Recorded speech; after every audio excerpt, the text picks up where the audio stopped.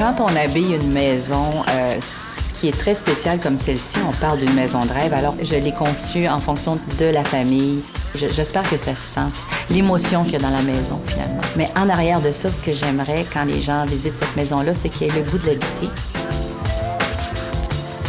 Mon implication dans la maison de rêve est... En fait, je suis là depuis le début. On a eu un temps d'arrêt, quelques années, et grâce à la Banque de Montréal, on a été capable de relancer le projet. Puis ça, c'est super important parce qu'on remet de l'argent aux organismes qui œuvrent auprès des enfants malades, défavorisés.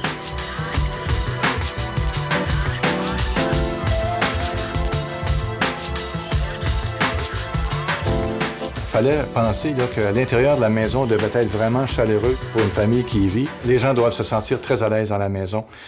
Les pièces devraient être vraiment proportionnées en fonction d'une vie familiale, mais aussi une vie où on peut recevoir du monde. Pour vraiment donner une âme, pour pouvoir que les gens se sentent à l'aise, il faut que j'imagine une famille. Alors oui, j'ai ma petite famille, ils ont des enfants, ils ont même un grand-parent, un grand-papa ou une grand-maman qui habite avec eux. On imagine quelqu'un qui pourrait occuper cette maison-là et on conçoit la maison autour de cette famille qui n'existe pas.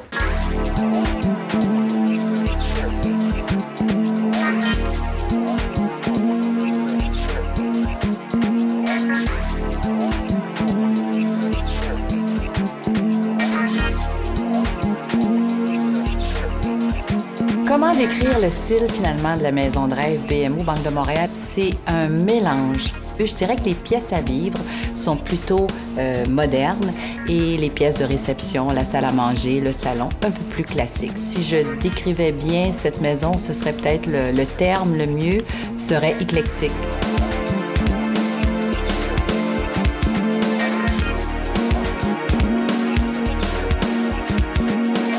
Dans cette maison-ci, l'âme, le cœur de cette maison-là, c'est vraiment les espaces de vie de tous les jours. On peut parler de la cuisine qui est très conviviale, à mon avis. On peut se trouver autour de la cuisine vraiment d'une façon confortable. C'est sûr qu'une famille, le point central, c'est toujours la cuisine, finalement. Et je trouve que l'architecture, Alain a vraiment fait un excellent travail. Les pièces à vivre, qu'on appelle finalement celles qu'on utilise le plus souvent, cuisine, dinette, salle familiale, sont toutes intégrées ensemble. Et c'est la partie de la maison qui est le plus ouverte à l'extérieur. On a une vue magnifique sur le lac. L'air à manger, le petit déjeuner est entouré de verre. On est dehors, on pourrait dire, même s'il fait moins 20 et qu'il neige dehors, ça peut être extraordinaire d'être autour de la table. Alors, je voulais cette pièce-là vraiment rassembleuse. On peut manger, on peut cuisiner ensemble, d'où l'usage de 2 éviers. Les enfants participent. C'est ça le rêve, finalement, c'est d'avoir des pièces...